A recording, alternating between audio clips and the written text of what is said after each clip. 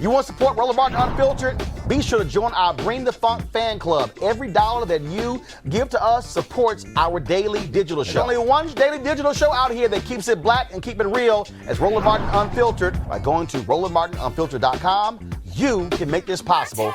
Folks, as we speak, a jury in New Jersey is considering the fate of Frank Nucera, a former Bordentown, New Jersey police chief. Now, he is charged with hate crime assault, deprivation of civil rights, and lying to the FBI.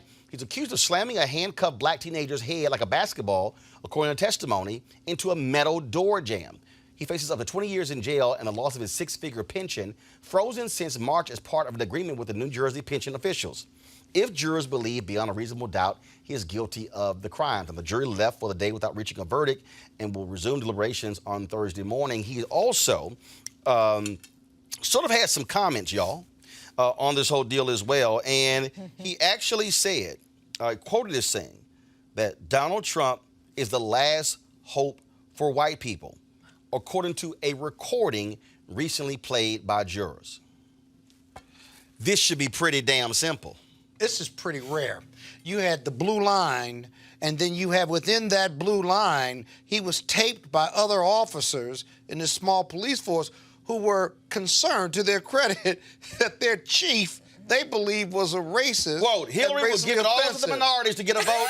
That's the truth. I'm telling you. And one of the quotes is, I'm like, you know what? They're going to fool around and make me shoot these N-words, around here.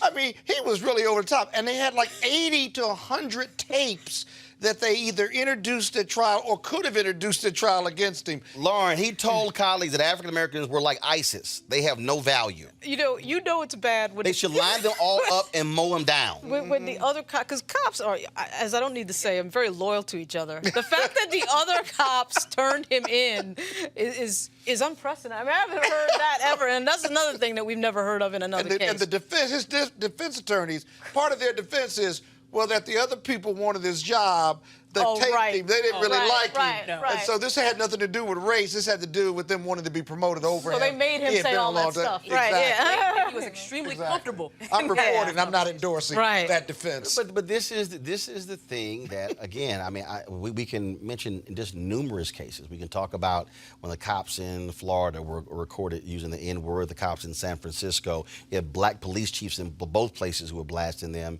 Of course, the investigation, the Facebook, where they looked at 5 or 8 different cities, and they found more than 300 cops, the vile, racist things they were saying on Facebook message boards. And then you had 321 cops nationwide who were suspended in St. Louis, in terms of what was happening there. Hell, what they said about an undercover black cop and how the police department abandoned them. I mean, Lauren, look, you got law enforcement family. Black cops say the safest I am is if I got a uniform on.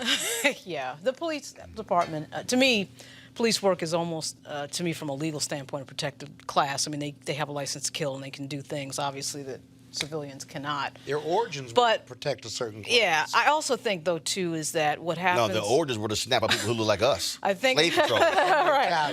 I do think, though, that what happens when you do police work, you're encountering negativity and bad people all the time, day in and day out. Even though in this country the stats for violent crime is actually at a 40-year low, still, if you're a police officer, you're seeing the negative thing every single... And I don't know why the profession never really deals with that issue of trying to either cycle the cops out into other places or whatever, because it has its very dilatory effect. It's no excuse for this, obviously, but... Yeah, I mean, they get it into their heads that they're, better than everybody else at some point because they're dealing with the worst parts of our society all the time. Also, I think what has to happen, Scott and Amisha, is, and again, this is where what happens beforehand, and you don't see enough of it.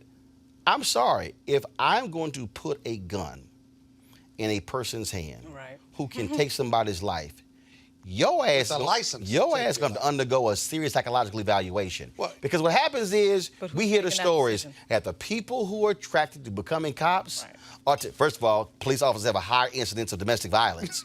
Then, I mean, if we want to pull that out, we can. So when you talk about, you now are giving somebody who has this edge, who has this, whatever you want to call it, now it's like, mentality. I got a gun? Right. And the law says, if I felt like you threatened me, I can take you out? Yeah. Well, I'm telling the truth or not. Yeah. You know, I spent 5 years as a prosecutor in New York City. The other part of that life of a police officer is they develop this us versus them mentality. Right. It's kind of consistent with what you said.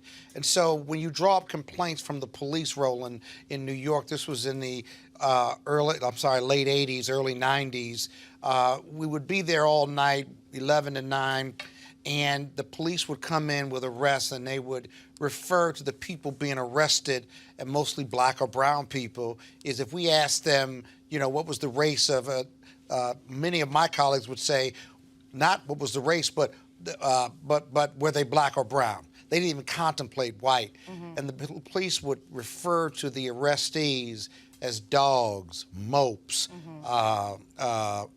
black brownies, if you will.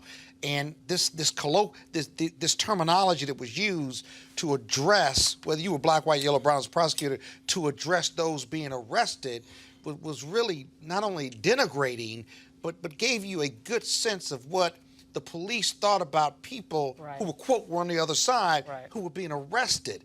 That needs to be cycled out. Yeah. Because at the same time, the majority of the people committing crime, whether it's New York City or Joliet, Illinois, is somewhere between 1% and 10%, not the whole community. Exactly. And so when they come to serve and protect, they come to arrest when they come to our The other communities. piece in that is the disproportionate policing in black communities, right? So in New York in particular, they're not policing for drugs in Bensonhurst and Coney Island. We all know that drugs are used equally by all the groups, but who gets policed? More by And people so that don't look like it's us. self-fulfilling. Because if you already know you're never going to get pulled over, you're never going to get stopped. Exactly. The propensity to carry is a whole lot higher. Exactly. That's right. That's Exactly. right. That's right. So that's another so thing. that needs to be The other piece is that we know that these trainings trained and don't work cycled out. because we're seeing in many cases, even in Geiger's case, she even said on the stand, and they proved it, she had hundreds of thousands of hours of training, specifically in racial justice, in all of these emotive acts, in how to, what you can do to de-escalate a situation. Got on the stand and said she didn't remember any of it. Well, see, part of this, too, though, is that a lot of jurisdictions have very low standards for police work. In New York and some of the bigger jurisdictions, you do have to have at least 2 years of college and 2 years of military. But in these smaller jurisdictions, like Ferguson, you don't need anything. the Wild Wild West. Right. Because not even in many large cities. Like, I'm from Chicago. Chicago just instituted this 2 years ago. That's a very large city with a large police force. It's the Wild Wild West. That's what you got going on there. So. All right, folks, back to our Roland Martin Unfiltered video in just one moment.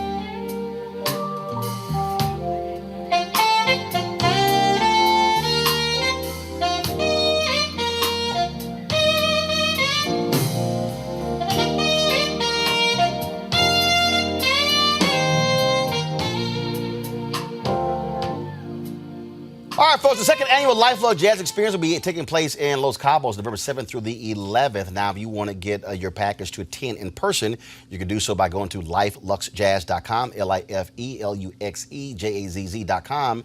But if you want to actually check out the live stream, you're going to have 14 different legendary acts performing over 3 days. I told you, comedian actor Mark Curry is confirmed, Gerald Albright, Alex Bouillon, Raul Madon, Incognito, Pieces of a Dream, Kirk Whalum, Average White Band, Donna McClurkin, Shalea, Roy Ayers, Tom Brown, Ronnie Laws, and Ernest Quarles, and more. GFNTV.com is going to be doing the live stream. You can actually get that live stream package for $10.99. That's $10.99. And so all you got to do is go to GFNTV.com to actually do that. So I want you guys to do that. You can get your live stream pass between now and October 30th for $10.99 at GFNTV.com. 3 days of amazing concerts. Don't forget, Roland Martin Unfiltered will be broadcasting from there Thursday and Friday. But again, the live stream pass, live stream pass through GFNTV.com. $10.99 for those 3 days, and so you want to check that out. Of course, GFN TV, this is your world, and it is in your image. Now back to your Roland Martin Unfiltered video.